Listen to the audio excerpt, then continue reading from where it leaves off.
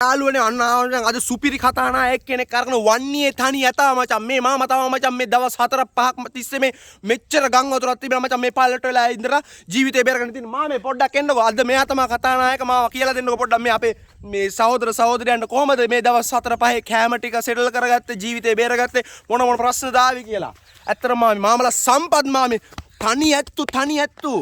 මෙමත් අපේ අත්ත 1978 ගම් වතුරේ එන වෙලාවෙත් මේ හිටියේ අපේ තාත්තා 1997 ගම් වතුර ඒ කියන්නේ පරම්පරාව මේ විද්‍යාල විශ්වවිද්‍යාලයට පත්වලා තිනෝ ඊට කලින් ඉතින් මේ කියන බයියෝ කියන ඉතින් මේකෙන් අයින් ගන්නයි මුංගේ අපි අත පල්ලෙන් හැටලා ඒක තමයි ඒ කියන්නේ මාමලා මේකට මේ කලින්ගේ ධම්ම මේක මුණ දීලා තියෙනවා කියන්නේ නේද මේමයි අපි මේ හුරුල්ලෝ කාලා මේ ජීවත් වෙන අපි හොඳ ඇලදොලේ පිනන තිලාපි කරලාගෙන කාලා ජීවත් වෙච්ච මිනිස්සු අපි. අන්න ඒකට දැක්කද මෙන්න මේ වගේ හරක් තමයි මුගේ පරම්පරාවම තඩි ගොන් හරක්. ඒකනේ මේ මු කියන්නේ පරම්පරාව මේවට යටලා තියෙන